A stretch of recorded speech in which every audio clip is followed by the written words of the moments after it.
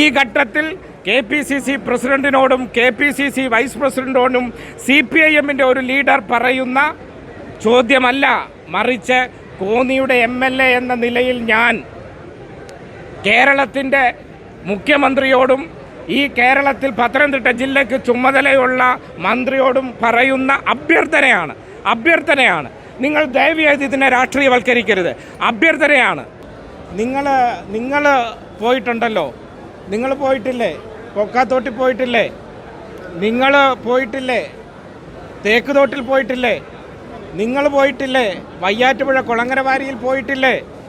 കോന്നിയിലെ ദുരന്തമുണ്ടായ സ്ഥലങ്ങളിൽ നിങ്ങൾ പോയല്ലോ. എത്രമാത്രം ഭീകരമാ അവിടുത്തെ അവസ്ഥ, എത്രമാത്രം ഭീകരമാ അവസ്ഥ. ഞാൻ ചോദിച്ചോട്ടെ, ഒരു പവർ ഹൗസ് പൂർണ്ണമായി നശിച്ചില്ലേ? ഒരു പവർ ഹൗസിനുള്ളിൽ വെള്ളം കയറി ആ പവർ ഹൗസ് പൂർണ്ണമായി നശിച്ചില്ലേ? ഏക്കർ കണക്കിന് കൃഷിഭൂമി നശിച്ചില്ലേ? ഇവിടെ ജീവൻ അപകടമുണ്ടായെങ്കിൽ മാത്രമേ അത് കാര്യമായ നാശമായി നിങ്ങൾ കണക്കാക്കത്തുള്ളൂ. അത് കോന്നിയിൽ നിന്ന് 35, 30, 40 കിലോമീറ്റർ ദൂരെയാണ് ഈ പറയുന്ന ദുരന്തമുണ്ടായത്. ഞാൻ ചോദിക്കട്ടെ, ഞാൻ ഇത്രയും പറഞ്ഞതിന് ശേഷമെങ്കിലും ബഹുമാനപ്പെട്ട മന്ത്രി PC വിഷ്ണുനാഥ് ആ സ്ഥലം സന്ദർശിക്കേണ്ടായിരുന്നോ? നിങ്ങൾ പറ, സന്ദർശിക്കേണ്ടായിരുന്നോ? കോന്നി MLA KU ജനീഷ് കുമാർ രാഷ്ട്രീയം കളിക്കുന്നു എന്നാണ് മന്ത്രി PC വിഷ്ണുനാഥ് പറയുന്നത്. ദുരിതമുഖത്ത് അങ്ങനെ MLA രാഷ്ട്രീയം കളിക്കുമോ? PC വിഷ്ണുനാഥിന് പറയാൻ പറ്റും. പക്ഷേ PC വിഷ്ണുനാഥ് കോന്നിയിലെ ദുരിതമേഖല സന്ദർശിച്ചിട്ടില്ല.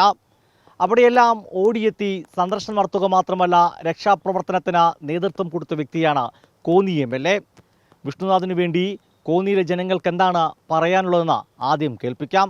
വിഷ്ണുനാഥ് ഇത് കേൾക്കണം. ഈ വീട്ടിലുണ്ടായിരുന്ന എൻ്റെ പൊന്നെ കല്ലും എന്തോ പാറയൊക്കെ ആയിരുന്നു.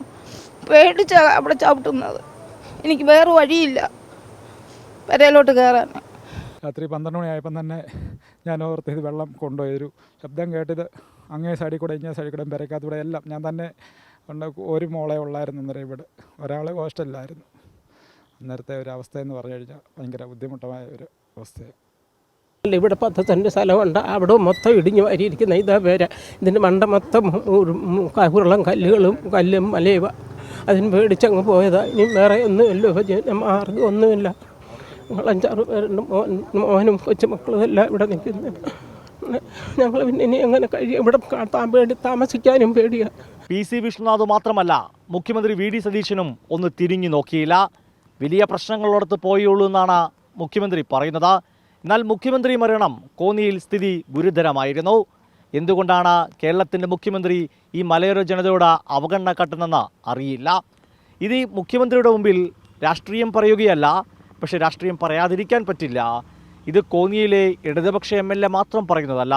കോന്നി നിയോജകമണ്ഡലത്തിലെ UDF-ആയിരിക്കുന്ന പഞ്ചായത്ത് പ്രസിഡന്റുമാരും പറയുന്നു കോന്നിയിലെ അവസ്ഥ അതിഭീകരമായിരുന്നെന്ന്. ഇപ്പോൾ നിങ്ങൾക്ക് മനസ്സിലായി കാണുമല്ലോ കോന്നിയിൽ ആരാണ് രാഷ്ട്രീയം കളിക്കുന്നതെന്ന്.